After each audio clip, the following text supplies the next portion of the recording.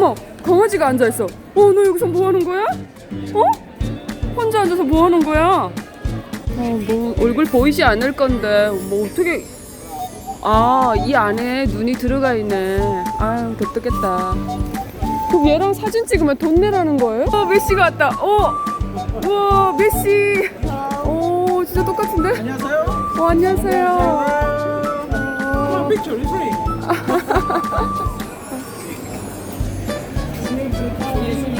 귀엽다.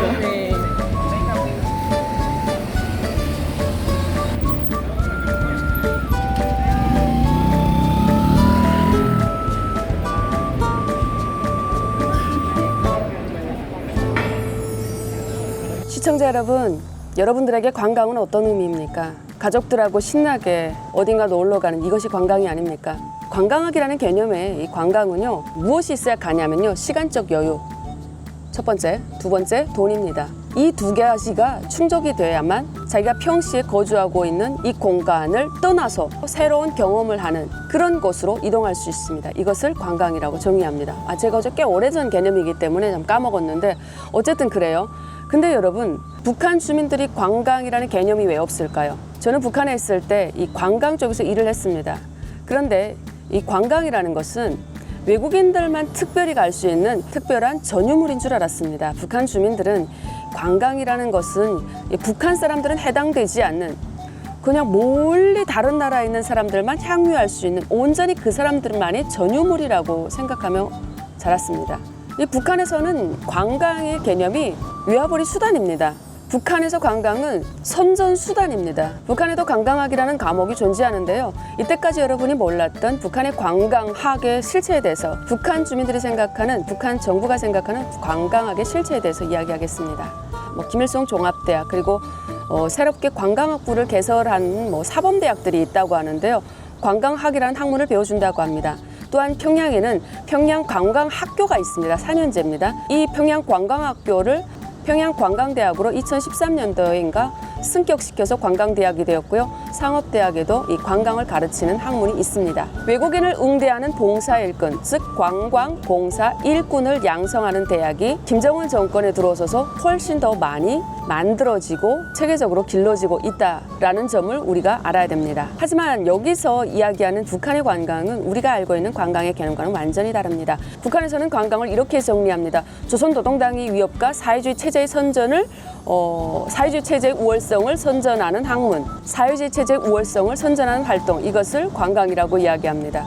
즉 체제 홍보의 목표가 있다는 거죠. 즉 북한에서 말하는 관광은 사회주의 체제라고 하는 북한의 체제를 외국인들에게 알려주고 김일성, 김정일, 김정은의 대외적인 이미지를 훼손시키지 않고 그들의 위대성에 대해서 북한을 관광하러 온 사람들에게 널리 알려서 그들을 김일성주의 정수분자로 만든다 라는 데 목표가 있습니다. 여러분, 북한의 관광의 유명한 지역을 생각해 보세요. 금강산, 만경대, 주체스상탑, 김일성 경기장, 금능동굴, 라진 같은 경우에도 무슨 어민의 집, 아이들 공연, 이거 대부분 다 북한 체제를 선전하기 위해서 필수로 있어야 되는 코스입니다. 수령님이 뭘 했고, 우리 수령님이 여기 어디를 다녀갔고, 북한 주민들을 위해서 어떤 노고를 펼치셨고, 여기는 어떤 구호나무가 있었고, 그래서 그들이 그때 생애 주기에 뭘 했고. 사실 북한에 온 관광객들은 먹고 마시고 놀고 싶어 하지 그런 거 별로 궁금해하지 않거든요. 그러면 북한에서 가르치는 관광학 수업의 내용에는 뭐가 있겠습니까? 맨날 그럽니다. 주체 세상의 위대성을 알리고 김일성, 김정일의 위대성을 대내외에 선전하는 굉장히 중요한 역할을 하는 것이 관광이다. 이것도 정치적으로 자꾸 이야기하는 이런 학문밖에 되지는 않습니다. 예를 들면 외국인에게 김일성 일가나 북한 체제를 선전하는데 효과적인 말투라든가 사회주의 문화의 우월성을 설명하기 위해서 어떻게 애둘러서 효과적으로 선전할지, 어떤 내용으로 이야기할지, 봉사 자세, 그리고 언어 훈련, 그리고 어떻게 효과적으로 봉사를 할지, 서비스를 제공할지. 북한은 봉사라고 합니다. 놀라운 것은 한국과는 달리 북한은 외국인들이 자유, 욕구, 경험 이런 것은 이 관광학에서 다루지 않습니다. 그런데 이런 학문은 있습니다. 외국인들의 생활과 문화, 세계 여러 나라들의 생활과 식습관 이런 거, 그런 건 있어요. 자, 그러면 왜 북한은 이 관광까지 자신들의 체제를 선전하는 데 이용할까요? 좀 미스테리하죠. 이 관광은 북한이 오래전부터 알았습니다. 본인들의 체제의 내부 깊이까지 파고들지 않는 한 수박 겉껍데기 핥듯이 외부를 살짝 보여줄 수 있는 그 대북 제재를 회피하면서도 돈을 합법적으로 벌 수 있는 아주 쏠쏠한 돈벌이 수단이었습니다. 그리고 동시에 이 북한이라는 체제를 아주 세련되게 근사하게 포장해가지고 인민대중이 함께 뭉쳐서 수령의 주위에서 똘똘 뭉쳐서 한 가지 목소리를 낸다. 너네 이런 거 봤냐? 집단체좀 하냐? 자본주의 너네 국가에선 못하사냐?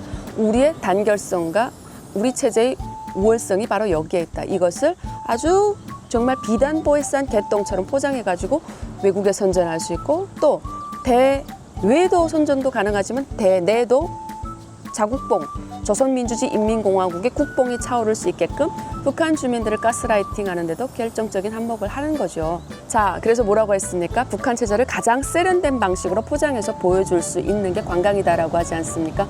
하여 북한의 민낯을 보여주거나 어두운 면이나 별로 안 좋은 면을 보여주는 자유여행은 발달시켜 놓지도 않고 북한의 어떤 여행 상품에 거의 아예 없습니다. 그래서 북한 관광을 보통 뭐라고 하냐면 정규 관광이다.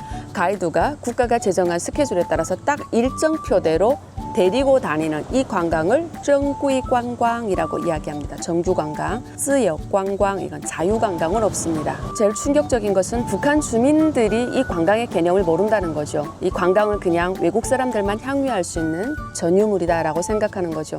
이게 가장 제가 생각했을 때 불쌍하고 화가 나는 부분이고 솔직히 많이 괴롭습니다. 북한 주민들에게는 이동의 자유도 없고 돈도 없습니다.